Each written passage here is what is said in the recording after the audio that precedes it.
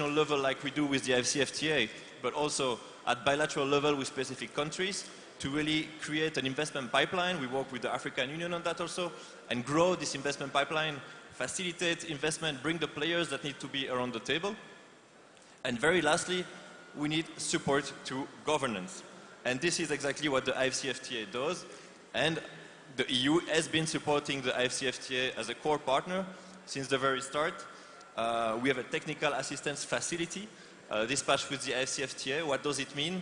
It means money availed to the Secretariat to feed as best as possible in their own priorities, in their own action plans, to make sure we can get this project forward. This is true in general. We are very happy about this, Mr. Secretary General, a memorandum of understanding with the Secretariat about 2 months ago in Addis Ababa. But this is also true looking at digital trade in particular. For this digital trade protocol, the EU has been supporting for experts to draft this protocol. It has been supporting the organization of the Specialized Technical Committee on Justice and Legal Affairs to actually finalize and do the legal scrubbing of the protocol, all the way to supporting now the implementation of it by doing gap analysis at the level of all the member states. And we are extremely proud today to be part of this moonshot for Africa. Beyond the AfCFTA, the EU is also supporting the African Union Commission and the regional economic communities. An example of this, we would have many, but a typical EU speech consists of listing all your initiatives, and I don't believe this is particularly entertaining, so I'll just name one. It is called the Safe Digital Boost for Africa, which is worth around 100 million euros, running until 2029, very concretely helping in all 4 corners of Africa to support e-commerce, e-payments, public e-services, cybersecurity, etc. Sorry, Mr. Moderator, I was long, but this is my submission. Thank you so much for that, Alexander. And you know, you talk about the global gateway, which I think a lot of us have engaged with across multiple countries, and the drive there for more partnership over aid. I think we've started to see that. You talk also about safeguards. I think that's an important foundational aspect in any digital transformation journey. Chidi, I'm coming to you. And we've been talking about a lot of things. We've been talking about the digital trade system spanning infrastructure, digital payments. We've talked about safeguards. We're talking about logistics, data systems, cybersecurity. We talk about skills. Where do we prioritize and who funds this transformation? Okay, thank you very much.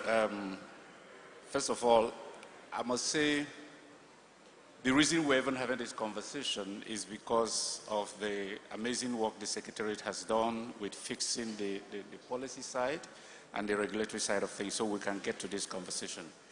And I will talk generally about the things you've listed before talking about what we may then be, what we may need to prioritize. If you look at the sector, I think that the lead conversation is the digital infrastructure. We're talking about data centers, cybersecurity, and all the rest of them. And that is on one hand. On the other hand is the ecosystem that is going to support the most important, or let me not say the most important, but I think the sector that provides the biggest potential of the digital trade protocol. And we're talking about women and youth and SMEs. And this is because, first of all, if we focus on digitizing the trade we have today, it is not what is going to lead to expansion of intra-African trade. What will lead to it is the inclusion of those that's been excluded. And these people are not people you can reach through traditional financing. There are people that are most approachable through ecosystems. And for that, AfreximBank has built the ATG, the African Trade Gateway, which fixes all the pain points in trade from origination to payment. You know, from origination, MANSA, the due diligence, connecting you to, you know, giving you insights, connecting buyers and sellers, connecting you to logistics professionals, even to financial institutions that provide working capital. And lastly, providing the platform for payment, which is PAPS. But then there is also between the two, between financing the infrastructure and financing, building the ecosystem, that enables inclusion and the expansion of intra-African trade. We also have several financing instruments that enable us to extend financing to end users through financial institutions in the continent. You know, the letters of credit confirmation, intra-African trade export facilities, and the rest of them. Finally, financing the big infrastructure for digital.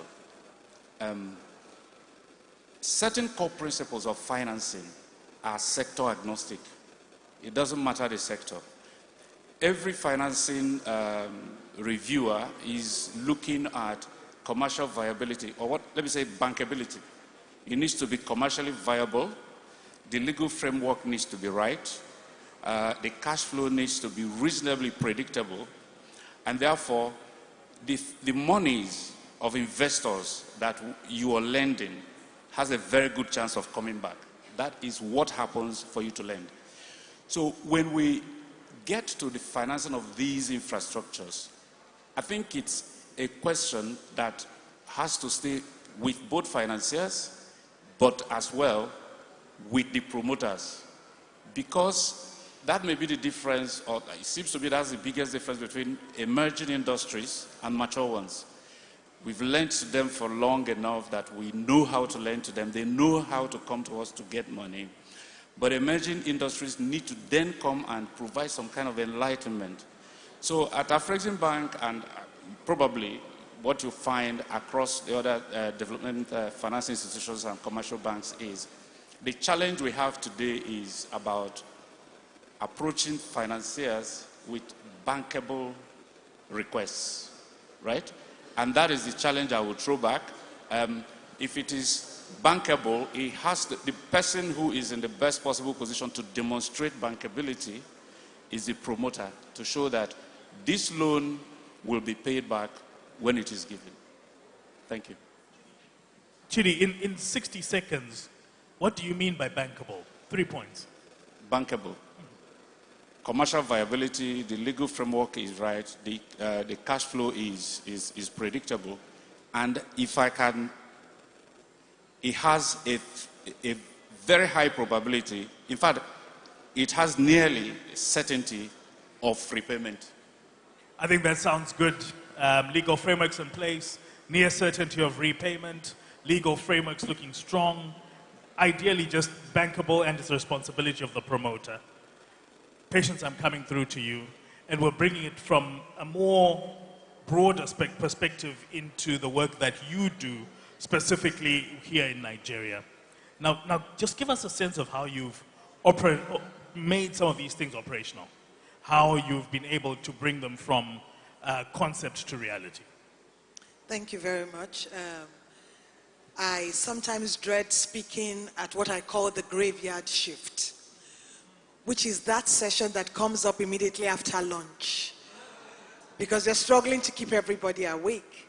But I'm happy that the two gentlemen have gone before me, so I imagine that people's eyes are cleared now and I have their full attention. In Nigeria, what we find to be one of the most concerning aspects about implementing the AfCFTA in general is something that should be a blessing, but sometimes could appear as a curse, is the resilience of the Nigerian people. Nigerians will trade regardless of the AfCFTA because the average Nigerian is a hustler. And in engaging with the private sector, you find that understanding the entire architecture of the AfCFTA is a core issue. So we have focused a lot on awareness creation, and in particular in simplifying the architecture of the AfCFTA across all protocols. And of course, today we're talking specifically about the Digital Trade Protocol. The Honorable Minister had mentioned some of the things that we had done, institutionally creating a whole of, not a whole of government, but a whole of economy approach, having over 27 agencies of government, including the private sector, women chambers, youth groups, in that mechanisms to help to implement the AfCFTA. Now, sometime in April last year, we undertook a survey of the digital trade operators and found out the markets that they had interest in. And we got we got the regulators from those 5 countries. We got them from Ghana, from Rwanda, from Egypt, from Kenya, and from South Africa together in a room to basically break down what the process is and handhold our businesses through those processes. So on day 1, we had them sitting in the room talking us through the processes. On day 2, we had the private sector engaging with them. Towards the end of last year, we had what we call the P3 Summit, which is P3 standing for Public, Private, and Press Summit. The essence of that summit was to deal a simplification of the AfCFTA such that the private sector can understand it enough to scale. I like to say that even the acronym is a bit of a tongue twister for many people. And if they don't get it, then they can't really use it. One of the key things that we found from that summit was this simplification that people did not understand it. So we came up with a project that we undertook towards the end of last year and into the early part of this year. We call it the ABC series of AfCFTA. You see it at the stand of the Nigeria AfCFTA Coordination Office. That ABC series gives you a step-by-step guide on how you can engage the AfCFTA framework in trading under the AfCFTA. That guide covers the trading, 5 protocols basically: trading goods, trading services, investment, digital trade, and of course the protocol on women and youth in trade. So digital literacy too is one of the things that we find to be a bit of a challenge. In encouraging people to use the AfCFTA architecture, we find that you really cannot operationalize one protocol to the exclusion of the other, especially the protocol on digital trade. A lot of conversation that has gone on today is around DPI, and we understand there's a critical element for implementing it. But you see, it has to go in unison with the implementation of the protocol on investment. Because one of the key ways we can get the DPI is by attracting into the continent qualitative investment that can help our digitalization aspirations. So yes, we're talking about the protocol on digital trade, but we need investments in that space. And then specifically also for us in the NAC office, we don't give the money, but we are enablers, and we sniff around to find out where the exporters, where the businesses can find the money. So one of the things that we did under the leadership of the Honorable Minister in March, the week of the International Women's Day, was an MOU between the Federal Ministry of Industry, Trade and Investment and the Ministry of Women Affairs, helping women, identifying women and giving them opportunities for market access, and then access to finance in particular, venture capital and the like. In Q3, one of the dreams that we have, our visions, is to work with the AfCFTA Secretariat in organizing a financial bootcamp for women and youth in trade. The Honorable Minister, when she was speaking earlier on today, talked about the WAID Fund of the WTO that empowered 146 Nigerian women in digital trade, women who were already operating in digital trade. So that is another thing that we're doing. And of course, we're mouthing up some of the opportunities that, under the Afrexim Bank Adjustment Fund, there is this credit fund where we understood when we attended Biashara and dealing with the credit fund team that is for companies and businesses that are able to absorb a minimum of $10 million. We've done our initial due diligence. We have identified 7 of those large corporates, and it gives me great pleasure to say 5 of them are women-owned and women-led businesses. And then we have 2 of them in the space of digital trade. So in operationalizing it, we're enabling, we're connecting Nigerian businesses with opportunities that across the continent. Absolutely, a round of applause, please. We are talking sustainability, and I think you have really hit the nail on the head. A multi-stakeholder approach, inclusion, especially of underserved communities, simplification. I really liked that, because simplification brings it home and makes it real for so many people. So I think congratulations on the good work that you're doing. Dr. Makong, I come to you. Now, the heart of this digital trade protocol has to rest on innovation. And the hope is that innovation can unlock bottlenecks in trade finance and market access and elements like that. And a lot of us are sitting with this as a hope. And I'm hoping you can share with us how this innovation will unlock these the bottlenecks with digital trade financing and market access. No, thanks a lot, moderator, and it's great to be here. I took profusely a lot of notes since morning just to get the sense of the discussion. And of course, as expected, we normally tend to be on the diagnosis part of the debate. If you speak about the diagnosis, you'll hear some numbers being thrown out there. You will hear numbers such as trade finance gap in the continent is between 100 to 120 billion dollars. That's the diagnosis. You will hear numbers around the fees in terms of payments on cross-border trade reaching about over 30 billion dollars. You'll hear fees around, or rather figures around 50 billion worth of costs when it comes to FX exchanges. So we've had it all, and this is the diagnosis that we always hear when we come to forums such as this. In convertibility of currencies, we've had it all. But innovation is here. I've been speaking to a couple of young people in here, and I think one of the speakers said it very well in the morning. The problem is not technology. The technology is here. If you speak to the young people in here who are the ones that drive these, the engine of African economic integration, if you ask them, they will tell you of certain initiatives that you already are having. Today we're having things like the stable coins that are going behind the wall that has been erected around the central banking system. And all of this is to speak to the notion that we do actually have the technologies. The problem is not technological. We have also a number of varied initiatives elsewhere in the continent and all over the world. For example, how do we ensure that the invoicing system can actually be used to improve the liquidity of small and medium enterprises? The solutions are there. The technology to do so, it is actually there. And these are the things that are already happening. So I think that we have to do away a bit with this idea of the diagnosis, because the innovation is here. It's not a question. In the AI space, for example, we are beginning to see systems that have been innovated that allow for de-risking of transaction. In the morning, the KYC was being talked about, the whole issue about anti-money laundering, but the technologies are here to precisely deal with that. So again, the point is not the issue of innovation. So I would like to say this one last thing on the back of what I've just mentioned, which is that also the problem is not rules.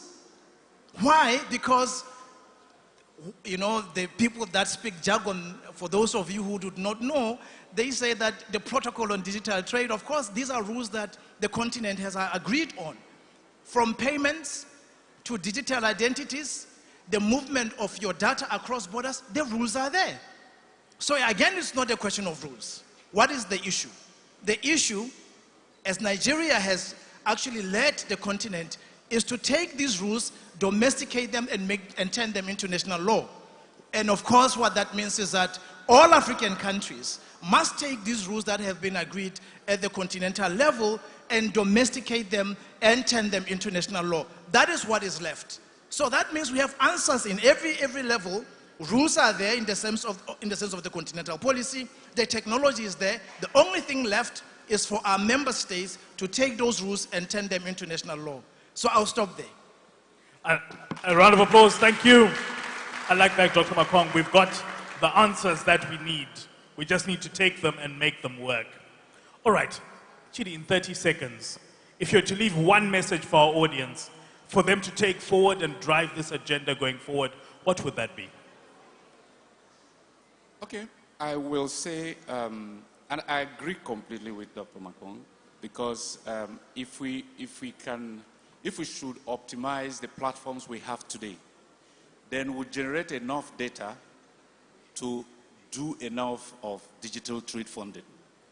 And there's there's a feedback loop it then sends up to the infrastructure. Because as you scale, like if you have all the SMEs, 60 million registered SMEs in the continent today, in the ATG, for instance, they're using it.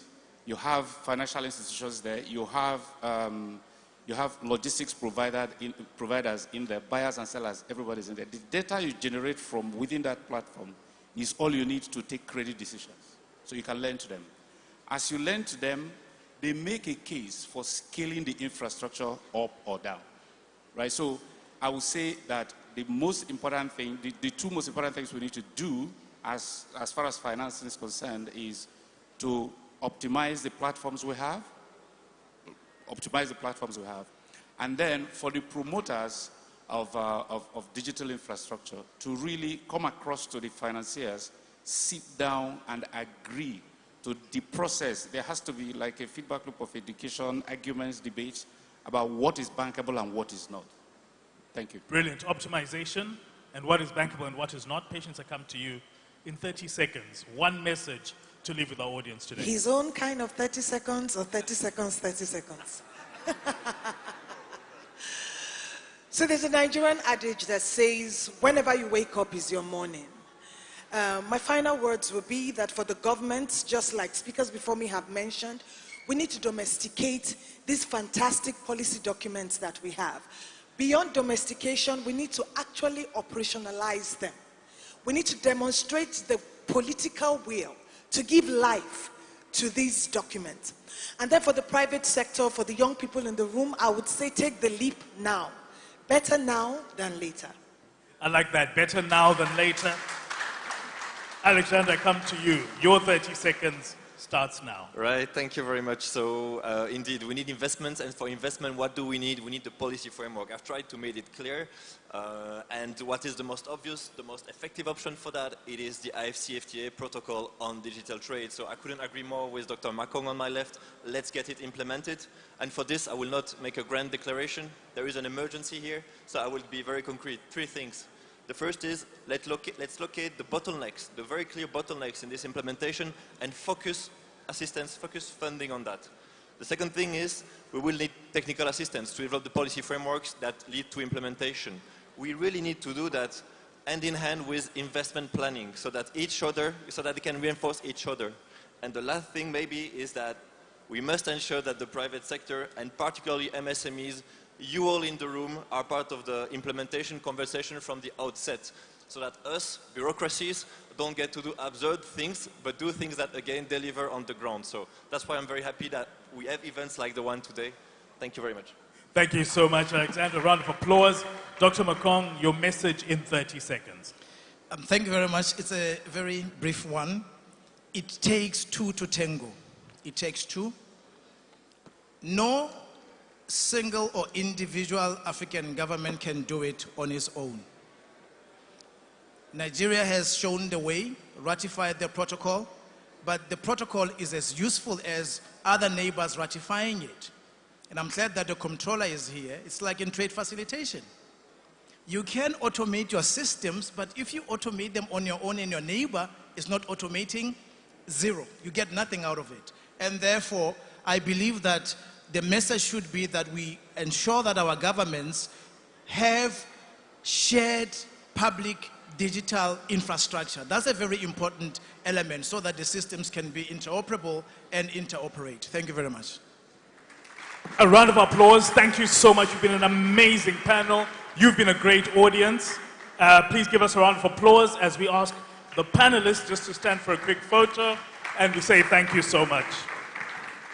Thank you so much for that.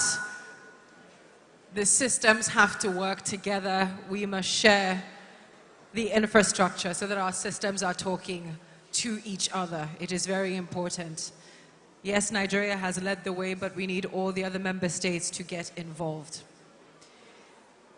As we move on to our next plenary session, we are going to invite the Comptroller General for Nigerian Customs in just a few minutes to set the tone. I know people have been eager, so please allow me to warmly welcome to the stage Alhaji Bashir Adewale Adeni.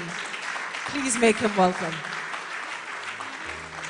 You promised us answers, sir. You promised us answers. And he is a man who is ready to deliver those answers that he promised. Thank you, sir.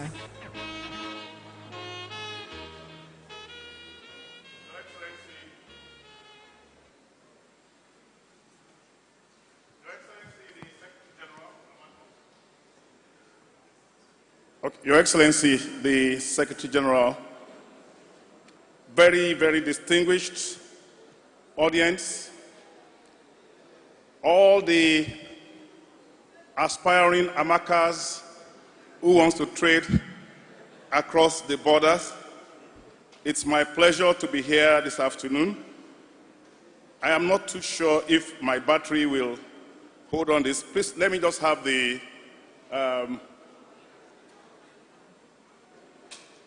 just a couple of days ago,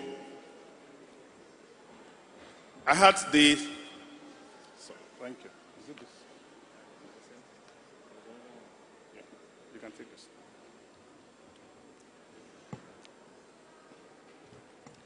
So let me start, since I'm told I have some few minutes, permit me to start not in Africa, but a few thousand kilometers from here.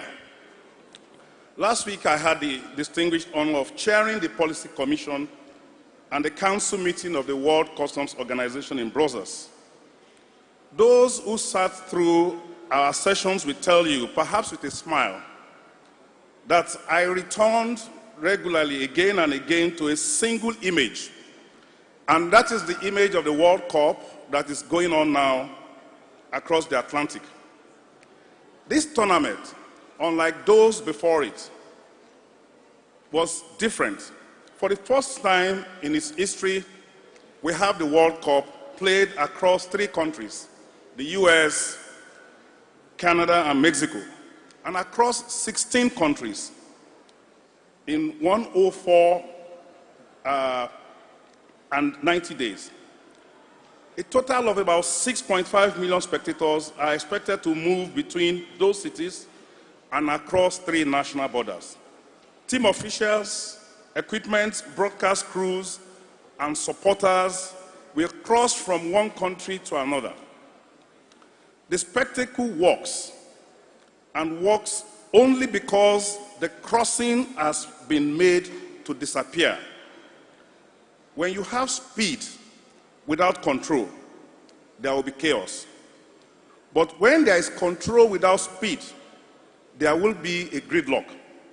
So the genius of the thing is that what we saw over the last 2 weeks between the US, Canada, and Mexico delivered both speed and control at the same time. Now, permit me to take this into our familiar in our places here in Africa. Let's have a thought experiment. Imagine we have a tournament which is staged here in Africa, and where matches are played from Lagos to Douala, Luanda, Nairobi, Maputo, Dakar, and Kinshasa. Within a single regional block, let's say Lagos and Accra, there won't be any issue, because things can be expected to move very easily.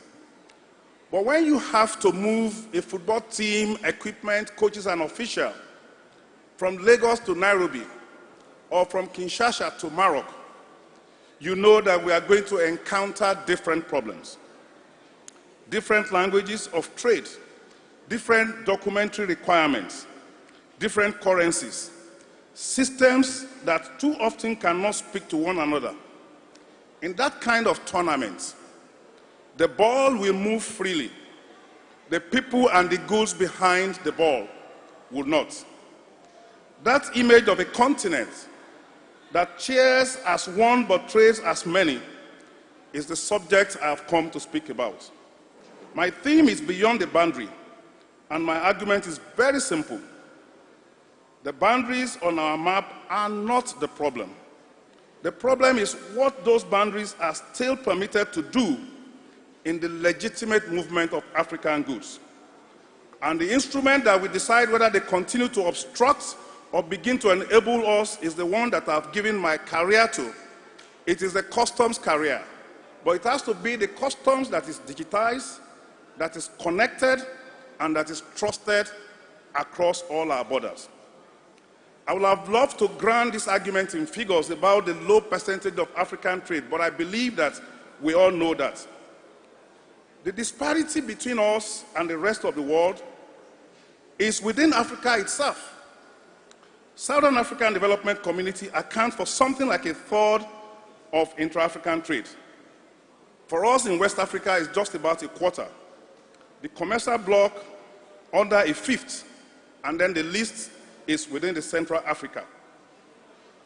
Trade within our regional communities has been growing faster than the trade across them. The gaps between the blocks are where African markets still suffers.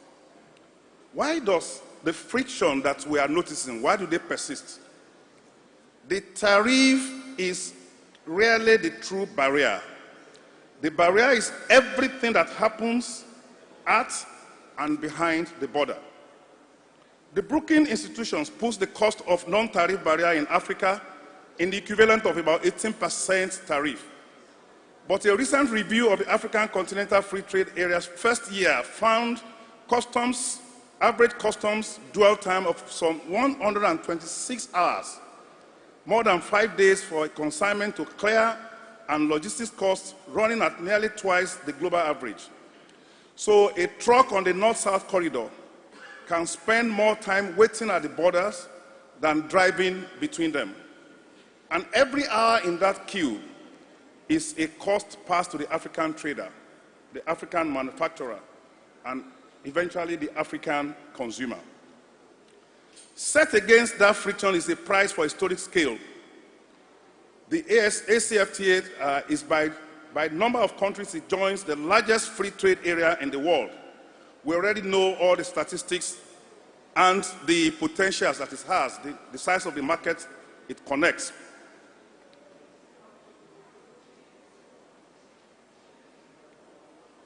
The tariff schedules that are being launched, the treaty of AfCFTA has been signed. The tariff schedules have been launched. The price is real, but the price is not collected in a conference hall or in an instrument of ratification. It will be collected at the border, consignment by consignment, declaration by declaration, and it is customs that stands there. So what does it mean for us to go beyond the boundary? So let me be precise, because the phrase can be mistaken for a romantic one. And I do not mean the abolition of borders. Sovereignty is not negotiable, and customs will always have a duty to protect the society behind the line. I mean something more practical, more demanding, making the boundary cease to be a barrier to legitimate trade while remaining a barrier to everything that threatens us. And I'm going to quickly talk about 4 principles. I've heard some of them in all the panels. The first one is interoperability and not uniformity. We will never persuade 44 customs administrations to adopt one identical system, and we should actually stop trying it. And that's why I'm happy that the MOU that we saw today is going to push the agenda of interoperability. What we need is not sameness, but the ability to speak to one another, a common grammar for customs data. That grammar exists. It is the WCO data model, and it allows an export declaration lodged in one country to be read, understood, and acted upon in the next one. Only last week in Brussels, the WCO Council carried forward its work on data as a strategic asset and on a common understanding of supply chain integrity, and we stood up on a dedicated unit to drive it. Data, we agreed, is at once the territory that all customs must protect and the instrument with which we protect it. Its value depends entirely on its quality and on the trust with which it is exchanged. After interoperability, the second principle is that the digital and the physical must advance together. Africa has learned this lesson at real cost. The continent's first one-stop border post at Chirundu border between Zambia and Zimbabwe once cut crossing times from 2 to 3 days to a matter of hours. Where the model has been properly resolved, the results are very striking. And according to Trademark Africa, they record average reductions of around 70% in crossing times across the one-stop border post it has supported in East Africa, and the new Kazungula Bridge brought a weight once measured in days down to a single shift of work. But Chirundu has taught us the harder lesson that a one-stop border post is only as good as the digital systems and the coordinations behind it. When you pour concrete without connecting the systems, all the queues will return. The buildings are not the reform. The real reform is the data that flows from one place to the other. We in West Africa note the promise and the unfinished business of this agenda. We had a one-stop border post at Semekrake in the busy corridor between us and the Republic of Benin. It was built to do for our sub-region what Chirundu did for the South. Where such posts are matched with interconnected systems, the Abidjan-Lagos corridors and others like it can become the arteries of West African trade rather than its bottleneck. The third principle, very quickly, is that the architecture already exists. We only need to connect them. Let's picture the journey of an African consignment under a fully digitalized regime. Its certificate of origin is electronic. It is issued against the AfCFTA's own e-tariff book and rules of origin. Its declaration is lodged only once in a national single window, and we shared under agreed safeguards with a single window of the destination country before the trucks arrive. Imagine that the trader is also an AEO, an authorized economic operator, whose status, vetted once, is recognized across the corridor, so that trust travels with the goods. Its payment clears through the Pan-African Payment and Settlement System, PAPS, in African currencies, without the detour through a third continent's bank. And the legal scaffolding for all of this now exists. The African Union has adopted a protocol on digital trade in 2024, and the 8 annexes that gives its operational force covering cross-border data flow. The pieces on the table are all there. What remains for us to do is just the will to assemble them diligently. And let me be clear that this is not facilitation at the expense of protection.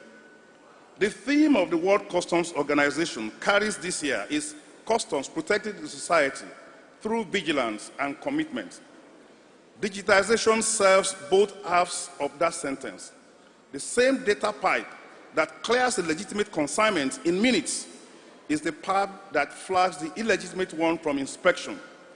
The same risk engine that frees 99 honest traders is that same one that finds the illegitimate hundreds. A connected African customs is not only a faster customs, it is a customs that sees more, that shares more, and stops more. It stops more of the narcotics, the counterfeits, the arms, and the proceeds of crimes that respect no border, and that fragmented system allows to slip through the seams. Earlier this morning, I was in Apapa port using this same system, and we were able to detect 9 containers of narcotics that are being smuggled through our ports. So again, I return to last week. It was instructive on every point. Beyond the work on data and supply chain integrity, the Customs Council has renewed its partnership with the private sector, reshaping the body through which business advises customs and binding it more closely to our technical work, because no administration digitalizes in isolation from the traders it serves. It advances a common data set for cross-border e-commerce, recognizing that a surge of low-value parcels is now among the defining challenges of our age. And it adopted by acclamation of its members a joint statement carrying the customs community resolve to protect the society that we serve. Each of these elements is a building block of the connected, trusted, data-driven customs that Africa now needs at this stage. How then do we move? Let me offer not a wish list, but a short and honest agenda. We must build national single windows that are designed from the outset to connect to their neighbors, not retrofitted to do so several years later. We must pursue the mutual recognition of our AEO programs corridor by corridor, so that a trusted trader in one country is a trusted trader in the next. We must adopt the WCO data model as our common standard, so that our systems are born able to talk to themselves. We must pair every new one-stop border post with a digital spine that makes it work, and rescue the ones we already built but are left half connected. And we must invest in our people, for a digital divide between customs administrations will betray the very promise of the single market. The gains cannot accrue only to well-resourced, while the rest of customs administration fall behind. The same concern must shape who we build for. A great share of African cross-border is carried in small consignments by informal traders, many of them women, for whom a day lost at the border is a day's livelihood that is lost. A simplified, digitized regime for low-value trade, already being piloted among several of our corridors, is not a footnote to this agenda. It is something that we must do. Africa does not lack the vehicles for this work. It was precisely this conviction that led us in Abuja last November to convene the inaugural Customs Partnership for African Cooperation in Trade, CPACT, bringing 22 African administrations and the private sector to one table to harmonize procedure, build capacity, and connect our systems. I'm happy if Bosin is somewhere in the room is getting an answer to his questions earlier set. I am grateful to the WCO Secretariat and AfCFTA Bank for the support in organizing the first edition of the CPACT. I'm also grateful to the AfCFTA Secretariat. The Secretary General was there to attend in person, the African Union, our regional economic communities, and the World Customs Organizations, who are all united behind this agenda. As I conclude, let me return finally to where I started. The World Cup, which is getting close to the knockout round. The World Cup will be remembered, I suspect, less for any of the goals than for the simple, astonishing fact that a world's worth of people moved across borders as though those borders were not there. And yet, every one of those borders still stood. They are still sovereign, and they are still doing their work. That is the future I'm asking all of us to build for African trade.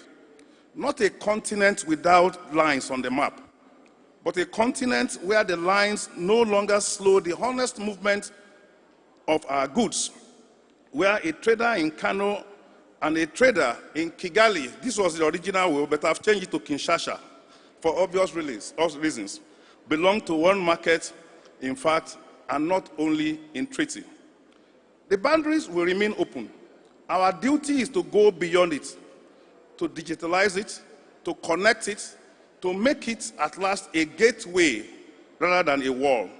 The African we want, the Africa of Agenda 2063, will not be delivered by the documents that we sign. It will be delivered at the border by customs officers with the right tools in their hands and the right system behind them. Let us give them those tools. Let us build together the connected customs and the continent's future that we required. When I was asked to speak, I was to take 10, 15 minutes. But the name of the gentleman who spoke to me and gave me 10 minutes is an interesting name from Zimbabwe. It is Talk More. I also have a colleague from AfCFTA Bank whose name is Gain More. I therefore seek your indulgence to pardon me if I have spoken more. Thank you very much for your attention. A massive round of applause for the Comptroller General of Nigeria Customs. Thank you so much, Alhaji. Fantastic. Please continue the round of applause. What a riveting tone setting we had there. Clear, concise, important. He has taken us directly to the border. He has explained that the systems are there, the technology is there, we need to get them talking to each other. And I'm sure that there's so many of you that are ready to talk. But permit me to welcome back to the stage broadcaster extraordinaire, the man who hopefully his questions have been answered. Please welcome to the stage Mr. Bosun Omofaye. Thank you so much. We go a long way together with the Comptroller General. If you're surprised at his eloquence, then you may have to go back about 40 years of his career in the Nigeria Customs as the head of the Public Relations Unit. So he's a man of public relations and communications first, and then a distinguished officer of the Nigeria Customs Service. Give me another round of applause, please. Thank you. So I'm going to make very haste with the next panel, with the Secretary General and everyone in the room, time being spent. So let me just invite a few of you distinguished members in the audience to the podium, and then we'll have a 30 minutes conversation just to digest and bring up to speed a few of the things that we need to know. Let me please invite Ms. Demita Gyang, Director of Customs Administration at the AfCFTA Secretariat, Authority, ESIDA, in the audience. Please keep the applause coming. And finally, Mrs. Lola Aworoti Ekugo, the CEO and founder of Africa Border Limited.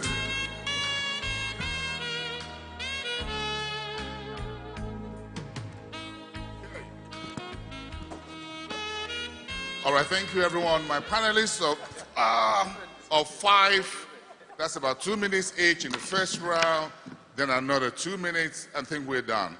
But I'm going to start with Ms. Demita Gyang, about Director of Customs Administration at the AfCFTA Secretariat.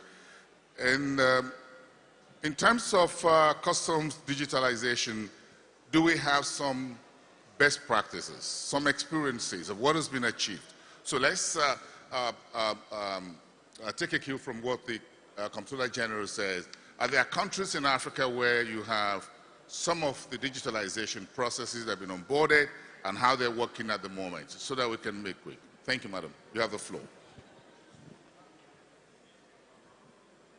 Thank you very much.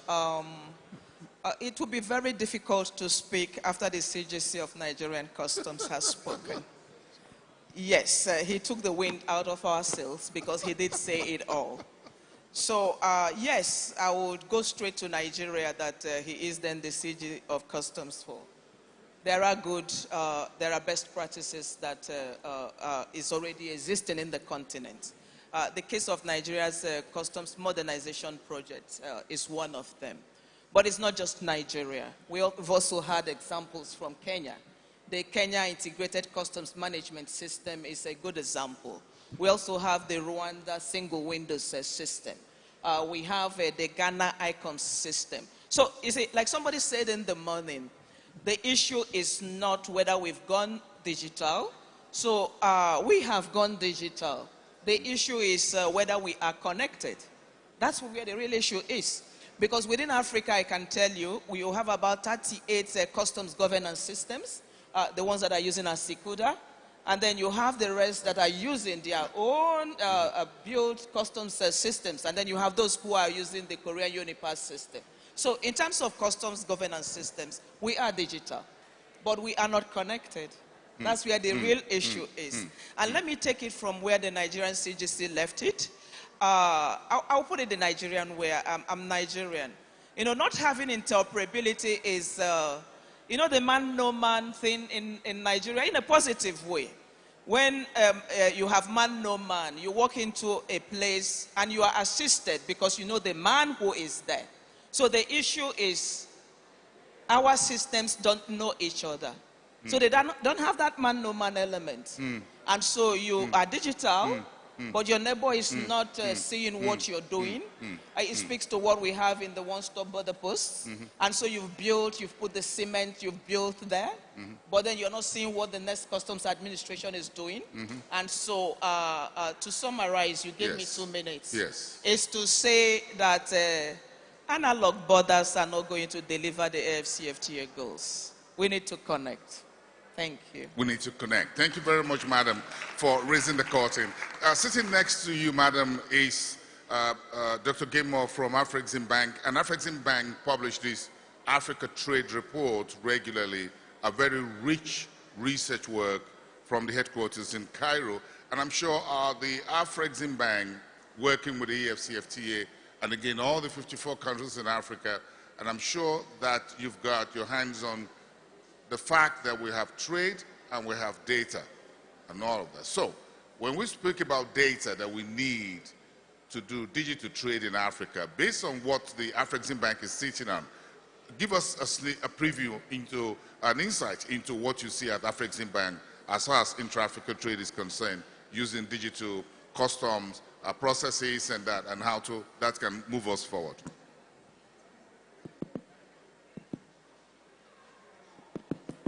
Yeah, that works. Just use it. Hello. It's on. Thank you, sir. Yes, thank you very much.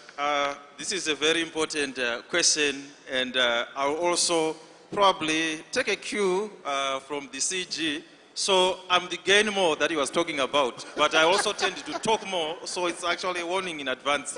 So I think what I liked about what CG has done is that since we started working with him last year, we actually realized that customs has actually not been put at the forefront of some of the practical things that we are trying to do.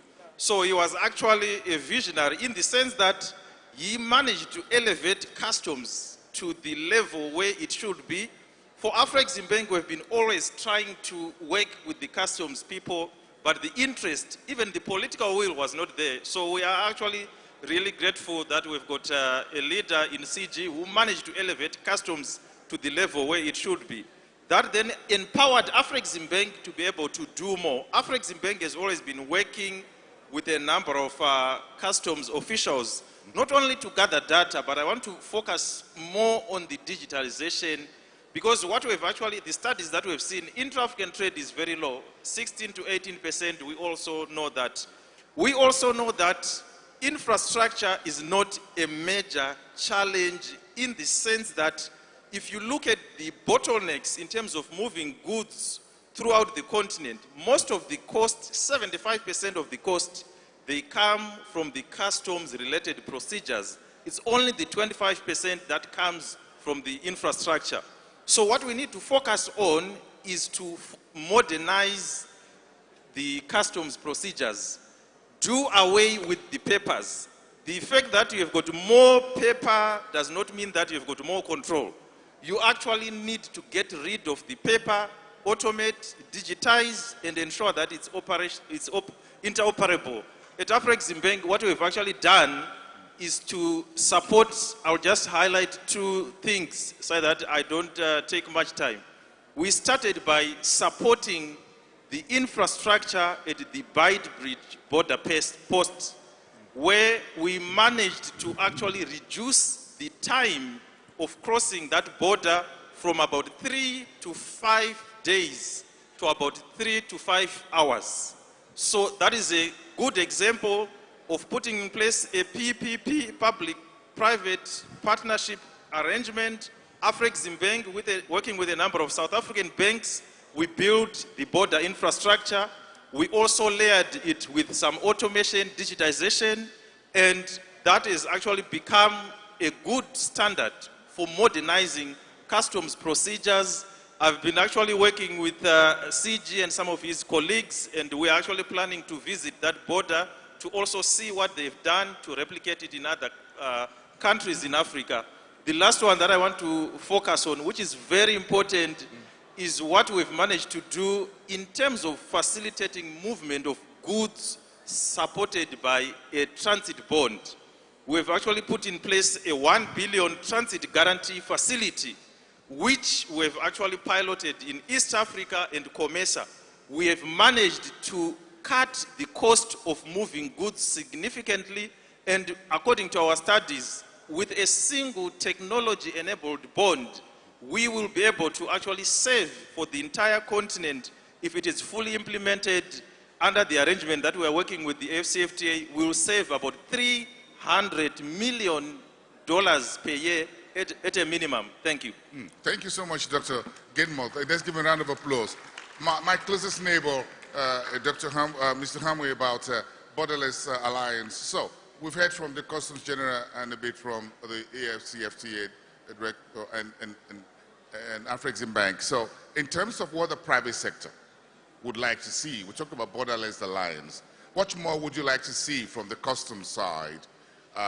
We've talked about the need to speak to each other, need to be interoperable, the technology and the systems not the same across 54 countries and borders. So what would you like to see from a private sector advocacy group? Yeah, thank you for the question and for the great opportunity to contribute. First of all, let me respond quickly to what CG was saying, because he really spoke what is on our minds. In fact, we have the isolated single windows, and now we have to look at how to interconnect them, and this will take fostering trust between the various stakeholders which are involved in trade facilitation and trade across borders. We're talking about private sector, public sector, trust building, but also within private sector and also within public sector. And so with this one, we will be relying on CG to drive the kind of attitude change at customs so that they can move from the management of border posts to the management of corridors. Because we need this data to speak to each other across borders. And to do that, we have to tackle two issues. There's a technical dimension, which has to do with the mandating of common data schemes and the APIs which will allow the systems to talk among themselves. And then there's the regulatory dimension to address the data privacy fragmentation, which is preventing these systems from talking to each other. Otherwise, we have good systems locally, but they don't. And we also have a good system on a regional level, because SIGMAT, for example, in West Africa is doing well, even though not all of the systems are there. So now, when you come to the private sector, we usually look at the invisible taxes, which mostly appear at the borders. Because you can have the best of systems, but then when you are stuck at the border with your goods for 48 hours, it doesn't matter how, because of a physical stamp, for example, or because a closing time from 8 to 5. It doesn't matter how digitized you are if you don't have the systems that allow you to cross these borders. So these are some of the reasons that push the traders to remain informal, because the cost of compliance is too high, and the benefits of compliance are too high. So we have to work together in order to balance compliance with facilitation without compromising on safety or security within trade, and especially the legitimate trade. And finally, when we talk about digitalization, it must come with modernization. Because if we continue to have a digital system that works only from 8 to 5, which is the opening time of some custom systems, you're just shifting your problem into the next shift. And you're wasting time, you're wasting money, and you are not achieving anything. And the same with some of the border ropes across West Africa, for example. You know, some of these checkpoints along the corridors, they don't care about how digital the system is. They are there. There's this particular anecdote when we were in Abidjan a few months ago. And somebody said that, he said, but ECOWAS, something. And then the man said, ici c'est la frontière. La CEDEAO c'est par là.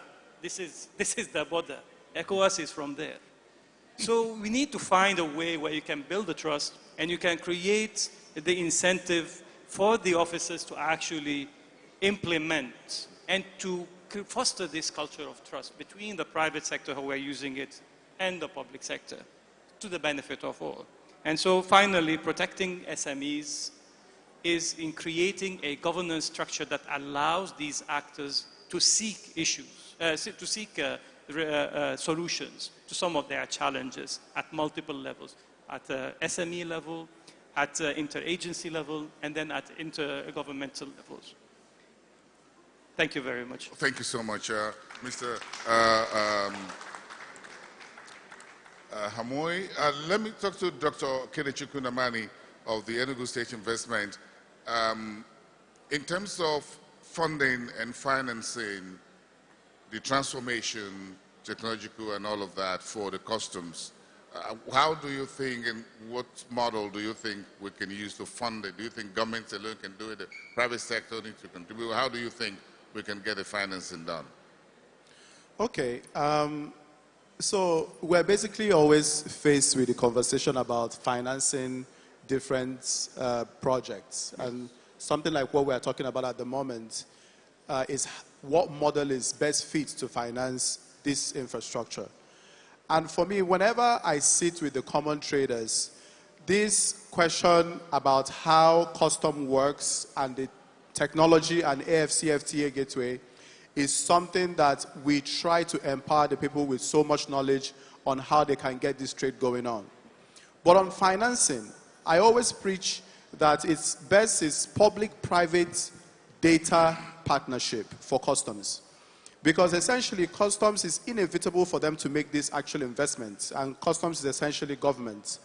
But then there's also a way for them to bring in the private sector into this investment, so private sector can benefit in the data that comes from customs. Because essentially, what customs is storing is information and data that private sector actually would need to drive their businesses. Custom knows who wants what quantity, at what frequency, where it's coming from, where it's going to, and who is consuming what. And that's very powerful data that can translate to a lot of money. Now, I think that is the direction that we can go if we want to see proper, investment into this digital infrastructure.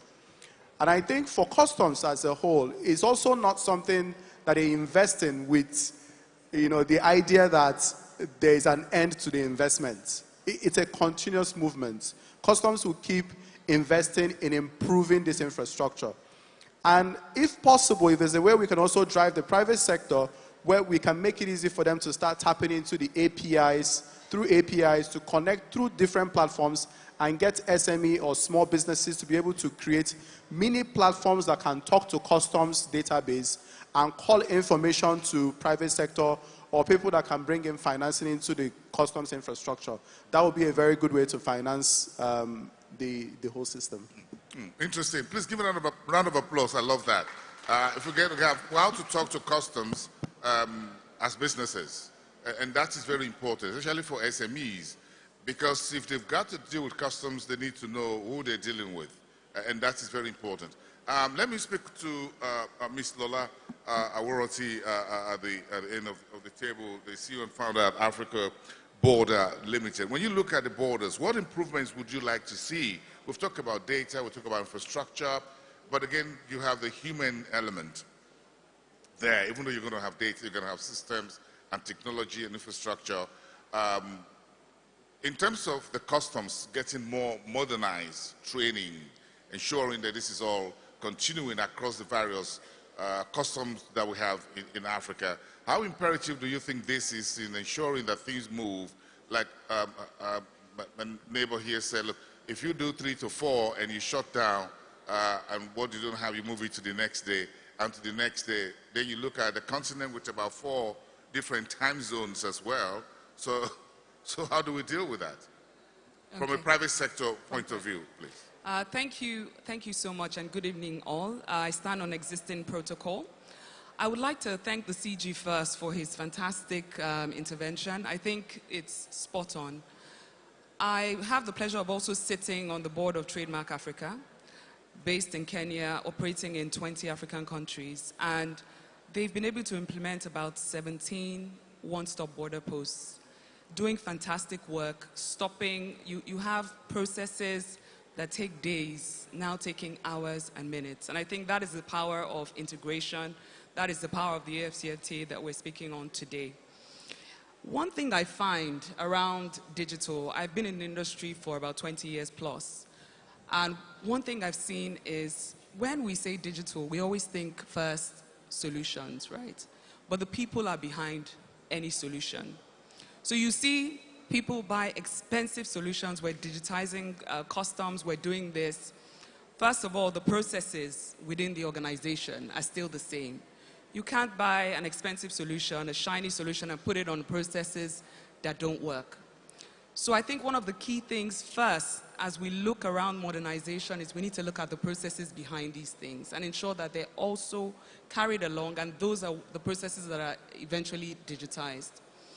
Another thing that we've seen around the modernization is, to just interoperability. If you want to change, when you build solutions, many times they're built, I want to shake the table a little bit and say that many of them are foreign-built solutions. So you have governments with many foreign-built solutions. Now we're talking about integration. You want to make a change to your system. It costs thousands of dollars, right? Which many people don't have the funding for, essentially. What I want to just say here is, I think as we look at modernization, we need to also think about the talent we have within Africa and the continent. We need to also look at how we're utilizing those talents to actually build some of the solutions that we have. In my experience, some of the key successes I've seen for custom solutions that work is when the private sector and the public sector work together. Just a few months ago, I was in Nairobi, Kenya. We were at the Busia One-Stop Border Post. We were launching an application called the e-Customs application. It's built by the Kenya Revenue Authority, Trademark Africa, and also the UK government. And the championing there was amazing. The private sector were happy because instead of getting to the border to actually do their declarations, before getting to the border, they've eliminated paper. They can actually fill out the declarations, put their goods. They can actually also pay online. And then they get to the border and they can move easily. For the government, the public sector, they're earning revenue. What digital does is it gives you visibility. You can see what's coming in, you can charge the right value, and you can of course make the revenue that you want to. So for me, the key thing I see is when there's gains on both sides, it's really working together, understanding what those are, and ensuring that there are clear KPIs to be able to achieve them. Thank you. Mr. Ola, where are you at it, where you holding the microphone? Thank you very much. Should we therefore be scared of cybersecurity if we connect everything into one single room? Okay. See, with cybersecurity, what I'll say is, innovation and risk, they sort of go together. It's almost like a chicken and egg situation. As we get more digitized, we're going to have more cybersecurity. But one thing that I think is really important is, of course, there's the right governance in place, the right expertise, which are necessary. But one thing I find is that we lack, especially when we look at these solutions, is ownership. So you have these solutions that maybe were funded, implemented, and then they're sitting in, wherever they are, and there's no real ownership. Systems, when I talk about systems, I say they're like babies. They grow. You don't buy a solution and leave it there. Every day, there's new patches to add on. There's potential new problems to solve. The solution needs to scale as well. So I think it's really important that there's clear ownership so that it's easy to manage things like risks. You have the right governance in place. You're sure of the skills that you have and ensure that it's the right skill set to manage these solutions. All right. Thank you so much. Now, we'll get to a very important point. One point we picked up, interoperability. So, what role can regional and continental institutions play in championing interoperability? Do we need to send the AfCFTA and AfCFTA to the African Union to say, look, go with all the customs officers and get them to work together and see each other, knowing me, knowing you, as that old song goes?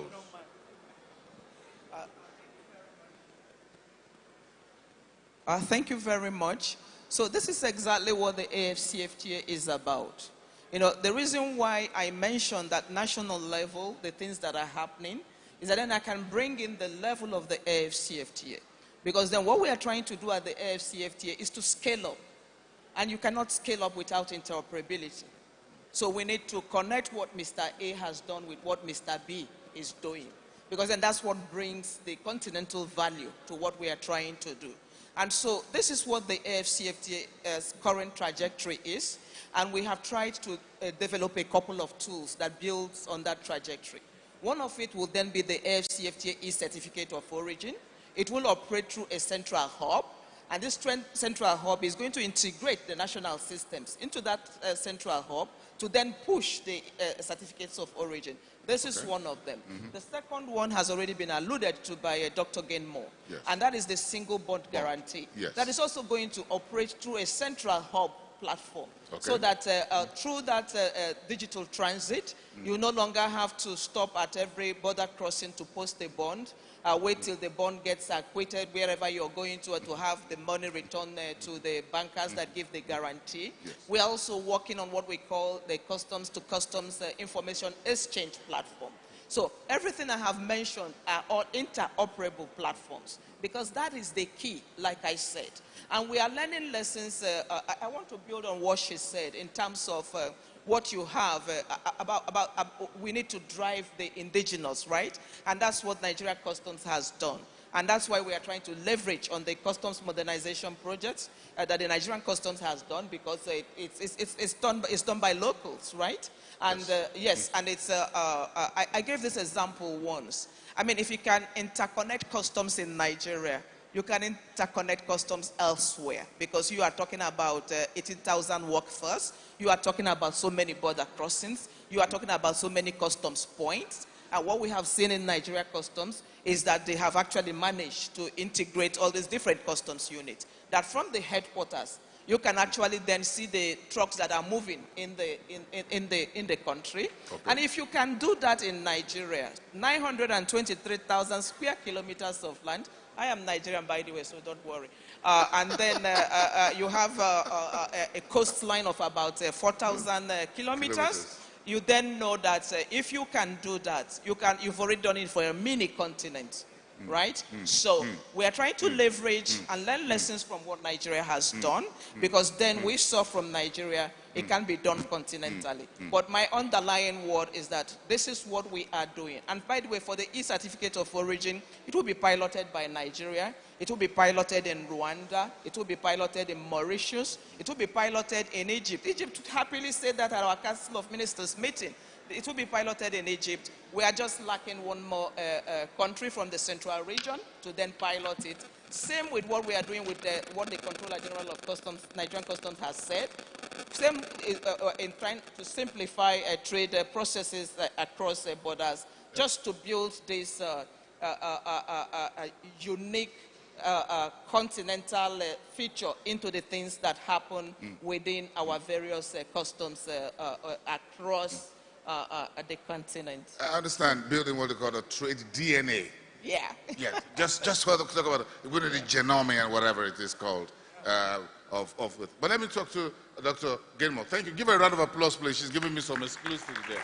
Yes, that's just rounding up, by the way. You asking me to talk more or talk less? All right, thank you. Talk less. Yes, so for AfCFTA, how do you leverage AfCFTA as that very strong partner of the African Union to leverage both political, institutional will, working with the AfCFTA to achieve this borderless alliance, interoperability, open skies, as it were, for Africa's trade, digitally speaking? Yes, thank you very much. I think I go back to one of the first meetings when SG had a meeting with our former president, Orama, where he said they were twins, and we took that very seriously. We know AfCFTA brings the rules. AfCFTA brings the money to make sure that we implement.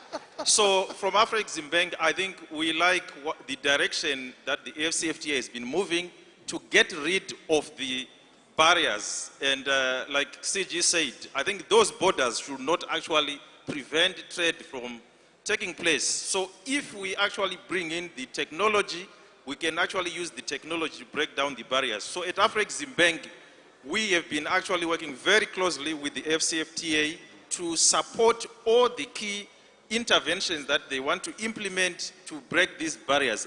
I want to go back to this ecosystem that she was talking about. From AfCFTA, I can give you maybe a practical example. You want to move goods from Lagos via Benin and all the way to Togo, Ghana to Cote d'Ivoire.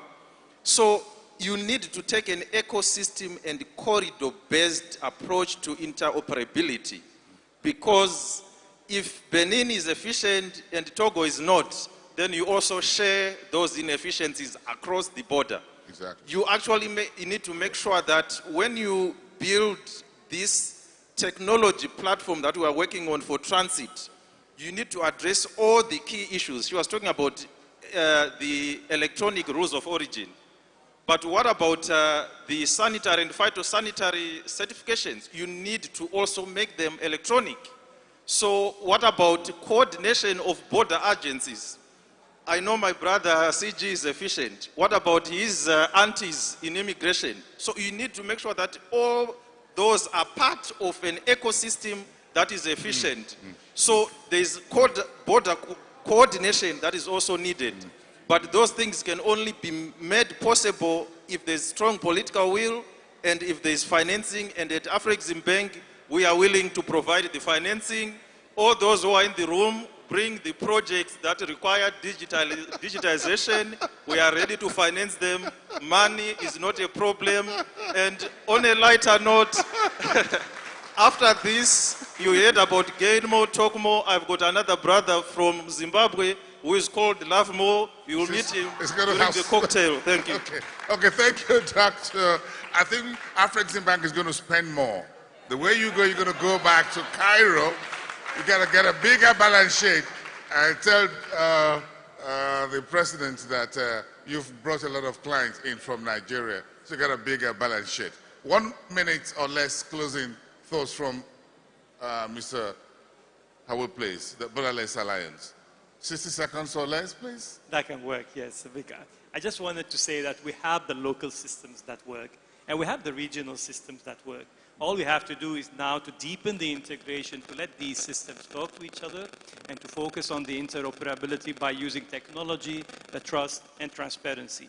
And we as Borderless Alliance, as a regional trade advocacy platform, stand ready to lend our experience and expertise towards fostering this environment of building trust in order to advance the Borderless Africa agenda of moving goods and people freely and securely across the continent. Thank you very much. Thank you so much. Dr. Namani of Enugu State Investment. So I'll say that AfCFTA is not just for big entities, for big companies. And we've seen a lot of the Amakas in the market, like CG mentioned. They don't even understand what AfCFTA is. They still have to look for offices for them to actually understand how to sell to Cameroon.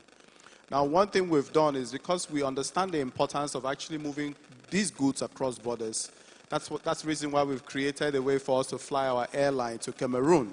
But at the end of the day, AfCFTA needs to be in local governments. We need to look for ways for us to bring AfCFTA down to the ward level. Because if we can educate people at that level, it will be easy for us to transfer the knowledge of that technology to them.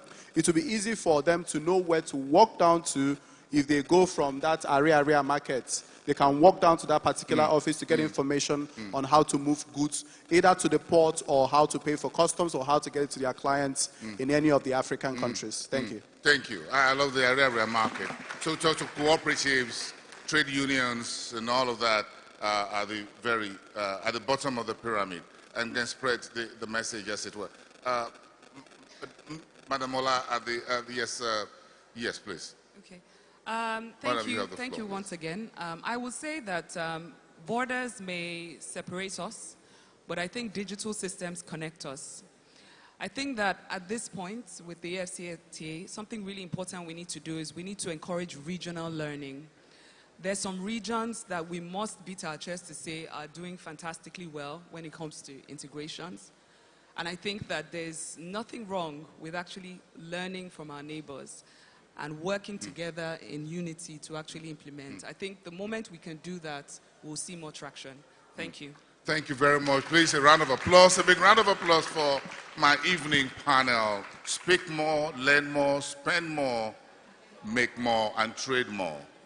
Please give them a round of applause, please. Please, a round of applause for my panel from AfCFTA Bank, from AfCFTA, Borderless Africa, from Enugu State Investment, and Madam from Trademark Africa. Thank you very much. It's good to have all of you here, my panel. A round of applause for them, please. Now, let's get together more for the group photograph. Where are the photographers, please? Okay, here they come. Thank you very much. Fantastic panel there.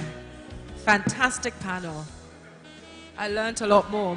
Thank you so much for that, sir. Another round of applause for them, ladies and gentlemen.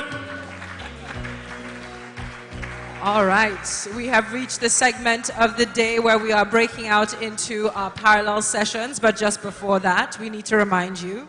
Absolutely, before we get into our parallel sessions, I'd like to remind you that soon after these parallel sessions end, we're going to have the Jollof and Ginger networking mixer. So don't go away, it will be on the 3rd floor, just on the side of the VIP lounge. Eat more.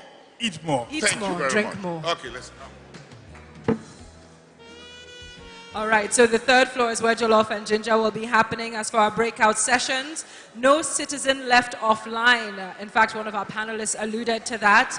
That is being facilitated by the AfCFTA Secretariat and ITC in Cinema Hall 2. In Cinema Hall 2 will be the parallel session 1, where no citizen is left offline. Parallel session 2, intellectual property in Africa's digital trade, is being moved to tomorrow. So the intellectual property parallel session will be taking place tomorrow, but parallel session 3, inclusion in digital trade, facilitated by the AfCFTA Secretariat and ODI, will be happening right here in this room. All right? So once more, we have no citizen left offline, demystifying tech and driving digital literacy, Cinema Hall 2, inclusion in digital trade, happening right here in this space, and intellectual property in Africa's digital trade economy that will be taking place tomorrow. Ladies and gentlemen, this is it from me and Folu for today, but we're looking forward to seeing you tomorrow bright and early. We start at 8:45 in the morning, so hopefully we'll be seeing you there bright and early. As the parallel sessions go ahead. Thank you so much, ladies and gentlemen. Please take time to connect, and don't forget Jollof and Ginger. I will see you all there. Have a good afternoon.